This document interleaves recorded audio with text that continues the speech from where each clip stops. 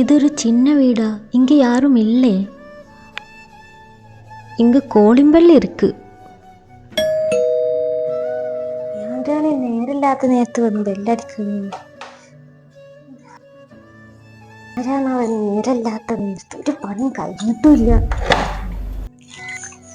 ആരാ? അമ്മ, ഞാനൊരു കിഡ്നി പേഷ്യന്റ് അമ്മ.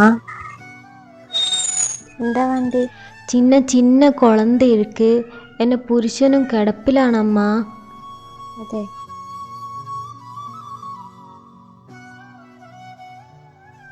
ஒரு கிட்னி பேஷண்டா அம்மா. ஏதாவது சகாயம் பண்ணிடும்மா. നേരിട്ടാ അമ്മ. ഇങ്ങ യാര് ഇருக்கு? ഇവിടെ ഞാനും ഭർത്താവും മോനുള്ളൂ. പിന്നെ പുരുഷൻ എങ്കെ ജോലിക്ക് പോയതാ. ഇത് കുറേ ആയോ തുടങ്ങിയിട്ടിപ്പം? ആമാ, പസിക്കുന്നമ്മ. കൊഞ്ചം തണ്ണി തരുമാ? വെള്ളം.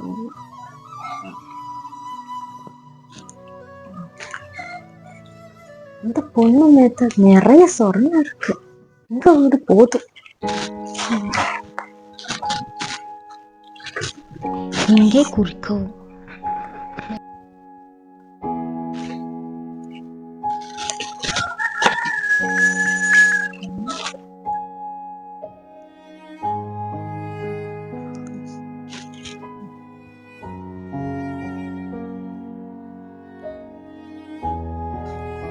നീ ഉണ്ടമ്മ?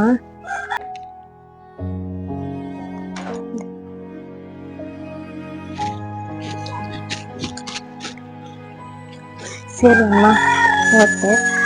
നന്ദി അമ്മ.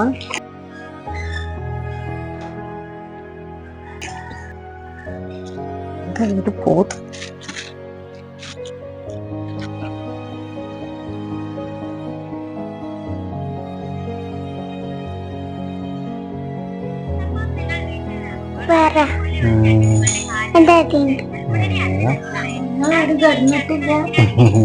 ഞങ്ങൾ കടന്നിട്ടില്ല ലാസ്യ.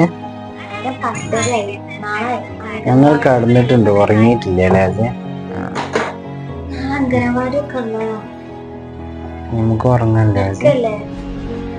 നീ ഉറങ്ങില്ലേ? ആ, ഉറങ്ങോളൂട്ടാ.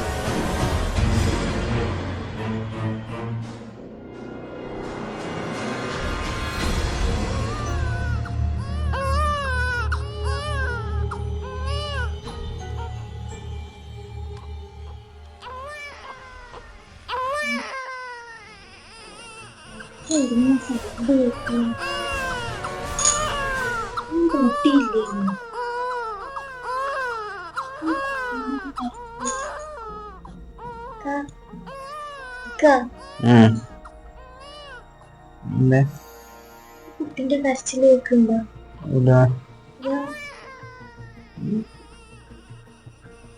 സൗണ്ടോ? എന്തുകൊണ്ട് ഈ കരയുന്ന സൗണ്ട്? വെള്ളം പോകുന്ന സൗണ്ടൊക്കെ കേൾക്കും. പൈപ്പ് പൂട്ടിയില്ലേന്നു. വൈകുന്നേരം ചെടി നനച്ചാല് പൂട്ടുകയെന്ന് ഓർമ്മയില്ല. അതാ കണ്ടോ സൗണ്ട്? പറ്റിയെന്നാ നോക്കട്ടെ, പോയോട്ടെ.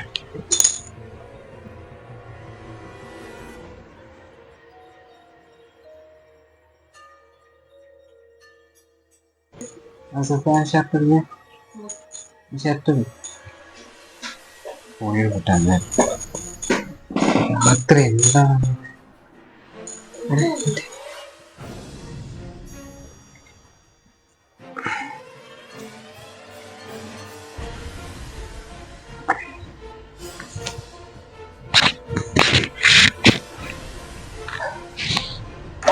അവിടെ ഇരുന്നുണ്ട് കേട്ടോ ഞാൻ നോക്കിയിട്ട് വരാം എന്താണോ നോക്കിയിട്ട്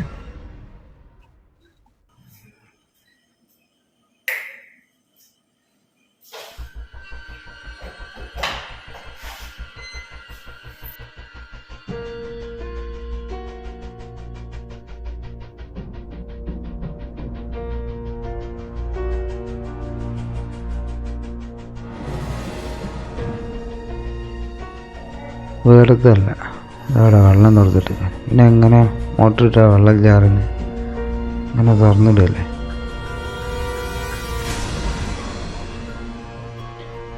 വെള്ളം തുറന്നിട്ടാൽ പൂട്ടണമെന്ന് അറിയില്ല, അത് തുറന്നിട്ടാണ് പോകും. അത് വെള്ളമില്ല കാരണം അങ്ങനെ നടക്കുക. ഇനി അപ്പുറത്താനും തുറന്നിട്ടാണോ നോക്കട്ടെ. ഇനിയിപ്പോൾ ഞാൻ അടുത്തത് അതായിരിക്കും.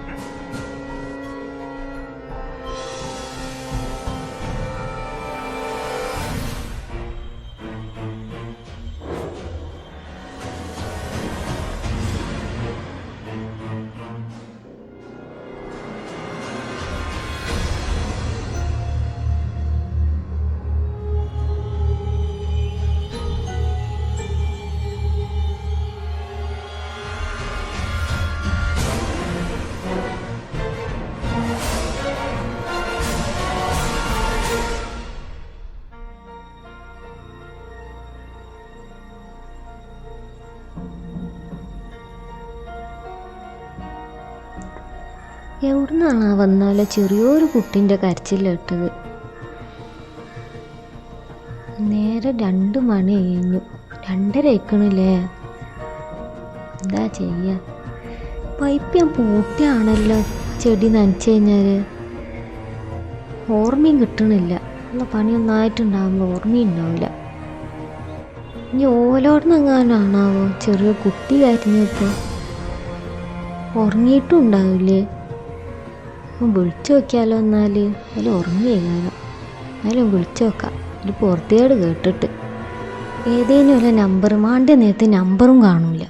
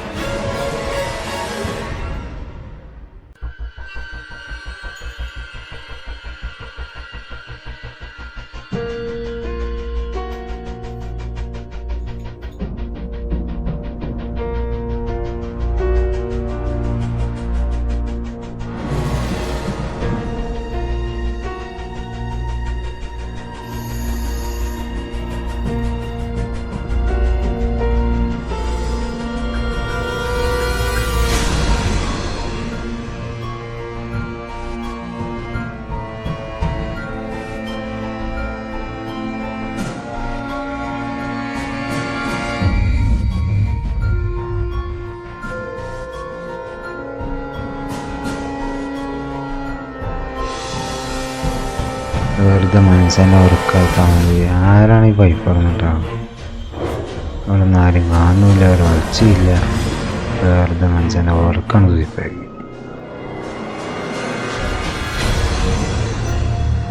സൊഫേ ഇവിടെ ഒന്നും ആരുമില്ല, വെറുതെ.